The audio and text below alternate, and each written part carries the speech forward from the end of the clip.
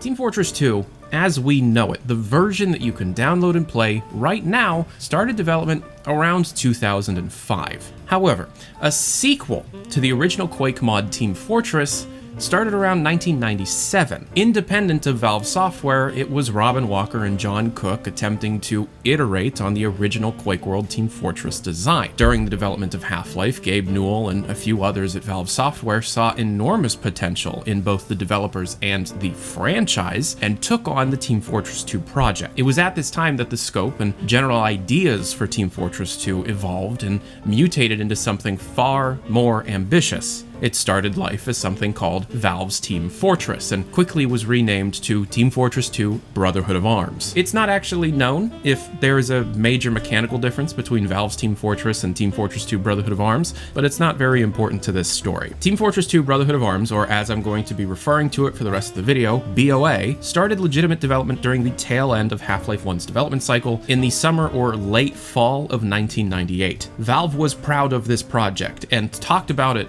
constantly. If you were at all paying attention in the late 90s and early 2000s, you were very aware that Valve was making something really cool in this Team Fortress franchise as a follow-up to the incredibly successful Quake World Team Fortress modification. It was in magazines, they did webcast interviews, they did television interviews. If you went to E3, you could play the game. Valve hosted modding expos for the best Half-Life modding teams and let those people play BOA. It was everywhere. Screenshots, interviews, descriptions, short videos that would take hours to download. It was all out there, but the game never happened. In fact, they rebooted the project 3 more times. Valve's Team Fortress, BOA, Team Fortress 2 Invasion, a weird Roman alien invasion game, and then the version that we got, which honestly, and this is a true story, was the result of Valve being frustrated with the complex development cycle of Team Fortress 2 Invasion, and following the crunch that they had to go through to get Half-Life 2 out, they didn't really feel like going back to that project. So the team kind of collectively just went,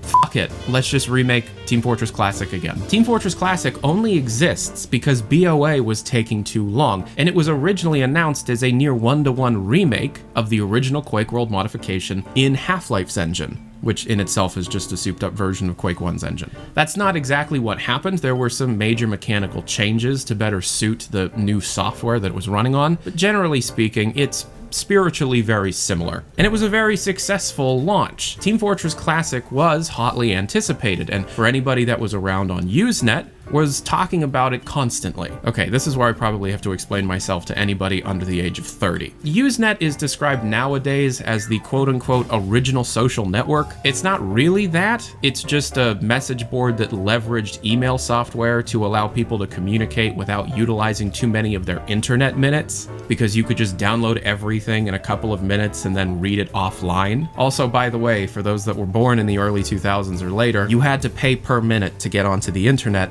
because the internet was effectively just a phone call. Usenet, or as it's also referred to, news groups, were niche communities of pretty much anything you can think of. Effectively acted like a message board. You can start new conversations and then respond to other people underneath that board. You would interface with this technology using your email client, like Outlook Express or Netscape Communicator. There was a Half-Life news group, and it was very popular. And reading it is actually really cool. It's all archived on the internet. You can find it, linked down below. To research this video, I actually read every single news group post on the Alt Games Half-Life news group between 1998 and 2001. I am not joking. I read every single post, and I learned a few things. Number one, the internet has not changed in 25 years. Everybody acts the same. It's actually kind of funny. Number two, a lot of people just wanted to get the game for free and tried to come up with a lot of stupid excuses to get other people's CD keys, because at the time, the WAN network, which was how people played Half-Life on the internet, used your CD key to authenticate with the servers and allow you to play the game. If you used somebody else's CD key,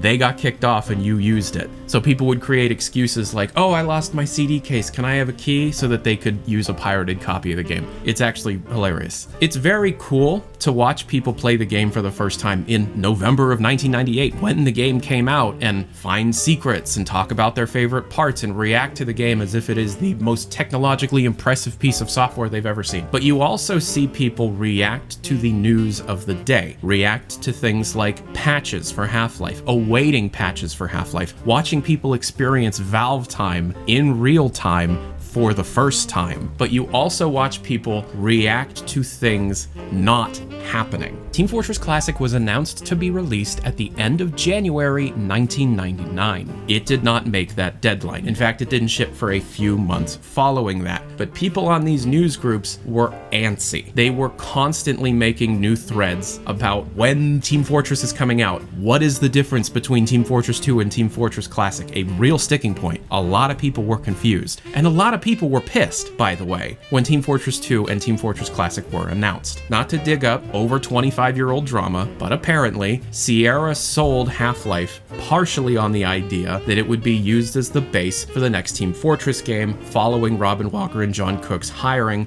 at Valve Software. It was talked about and discussed as if Team Fortress 2 would be a free add-on for Half-Life. After Half-Life was released and people had started actually shelling out money for the game, which at the time was $50, they were then told that Team Fortress 2 would be a separate retail product and you have to pay more money for it. Then Team Fortress Classic was announced as a free update for Half-Life and people started to calm down. But a lot of people got confused. Was Team Fortress Classic Team Fortress 2? Wait, what is Team Fortress? What is this? Does it run on Quake?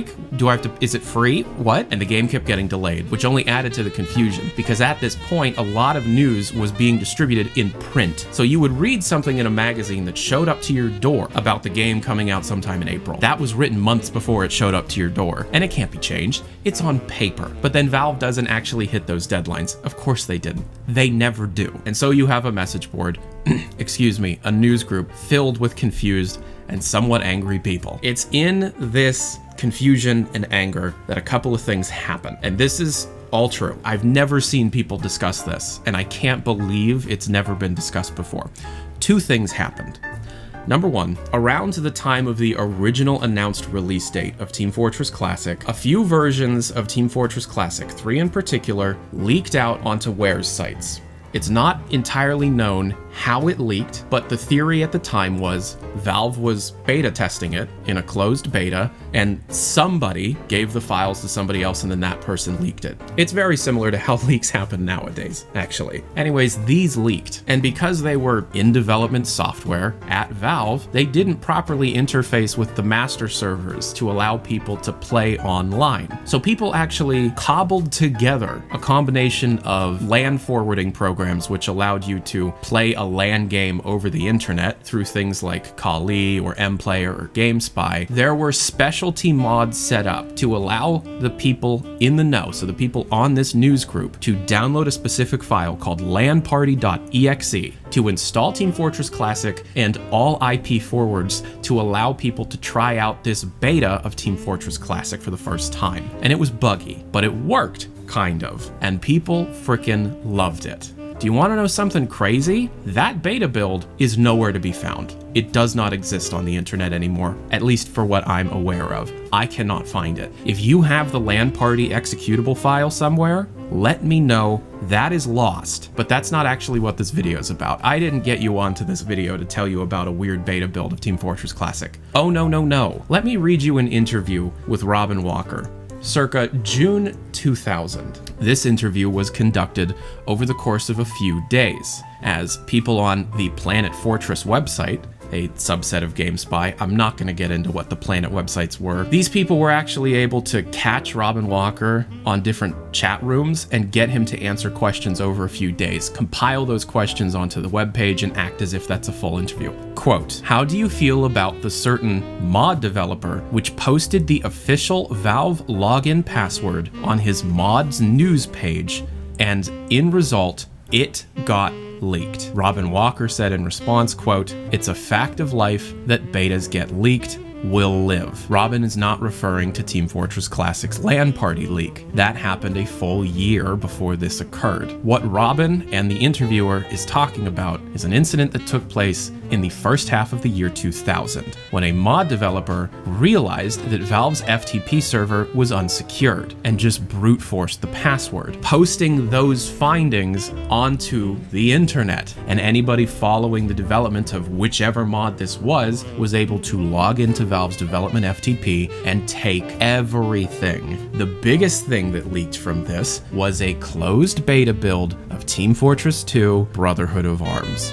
There is a build of the unreleased Team Fortress 2 Brotherhood of Arms out there. It has been out there for 24 years, and it did not get the same level of attention as the Half-Life 2 leak, which occurred 3 years later. It's out there. I spent over a week straight from the time I woke up to the time I went to bed reading every post on every Valve and Half-Life related news group I could find. And here's what I know. This beta build was being played around this time. There are tiny bits and pieces of conversation related to this build. Discussing this kind of content, it could result in ISP bans, especially if you lived in England, because it was very common for people to call a person's internet service provider, report them for harassment, and they could get their internet shut off. So discussing pirated or leaked software, or as it was referred to at this time, wares, publicly could result in some massive repercussions. That said, there are remnants of conversations that didn't get deleted or banned. This was out there. This is a public service announcement. This is a cry for help. Me, Tyler McVicker, the Passionate Gamer.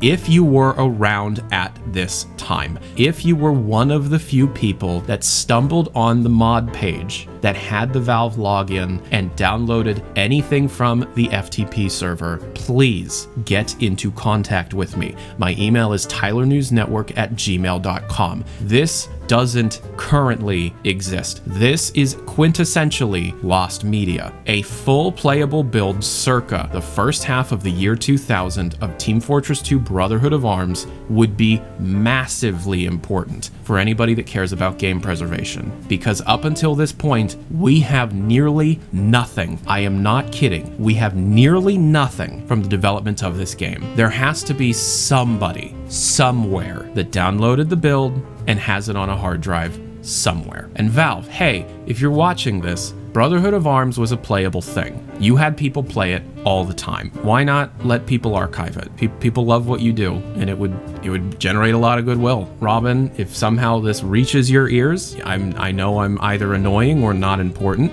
maybe consider releasing some old unreleased content. I mean, you already did for the 25th anniversary of Half-Life. Why not let people check this out? There's definitely content out there floating around on the internet somewhere. I can't find it. I don't know what mod page this was. That's the limiting factor. Oh, I spent so long trying to research this project, and I had to call it because I have other stuff to do. But now the ball is in the community's court. I will continue to look. This is out there.